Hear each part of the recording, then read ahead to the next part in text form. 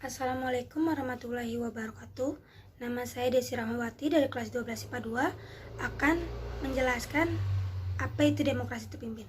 Sebelum saya menjelaskan apa itu demokrasi terpimpin, sebelumnya Indonesia ini telah diberlakukan demokrasi liberal. Namun, menurut Nazar Soekarno, demokrasi liberal ini tidak cocok untuk kepribadian bangsa Indonesia.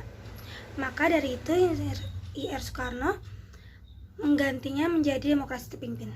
Nah, apa itu demokrasi terpimpin? Demokrasi terpimpin itu sistem demokrasi yang dimana keputusan serta pemikirannya itu ditetapkan oleh pemimpin negara yang pada saat itu Ir Soekarno.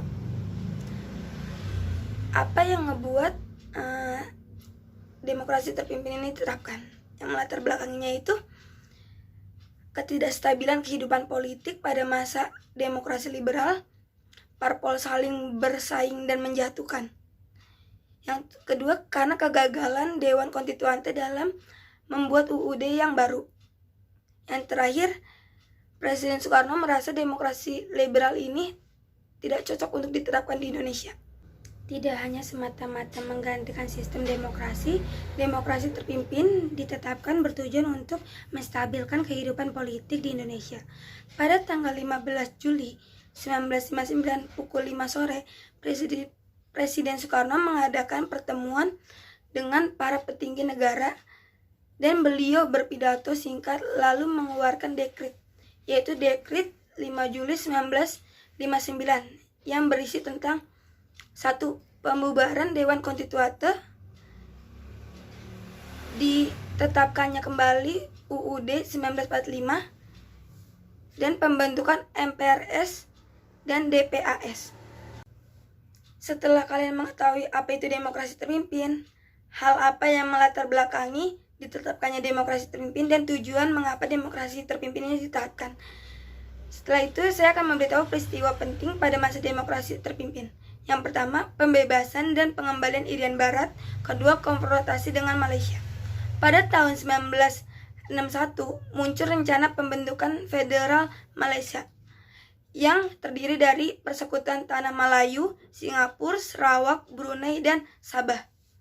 Indonesia menentang karena dianggap bahwa pembentukan federal tersebut adalah proyek neokolonial Inggris yang membahayakan revolusi Indonesia yang belum selesai. Diadakan KTT Mapelindo dan PBB membentuk tim investigasi. Sebelum tim investigasi selesai, Melayu sudah memproklamirkan Federal Malaysia. Soekarno pun mengeluarkan Dwi Kora dan konfrontasi yang yaitu Ganyang Malaysia. Tidak hanya peristiwa itu, pada masa demokrasi terpimpin banyak terjadi penyelewengan terhadap Pancasila dan UUD 1945. Yang pertama, pembentukan Nasakom, Nasional Agama dan Komunis. Yang kedua, TAP MPRS. Nomor 3, MPRS 1963 tentang pengangkatan Soekarno sebagai Presiden seumur hidup. 3. Pembentukan DPR hasil pemilu oleh Presiden. Keempat, pengangkatan Ketua DPR-GR atau MPRS menjadi Menteri Negara oleh Presiden. Yang kelima, GBHN yang bersumber pada pidato Presiden tanggal 17 Agustus 1959 yang berjudul Penemuan Kembali Revolusi Kita yang ditetapkan oleh DPA, bukan MPRS.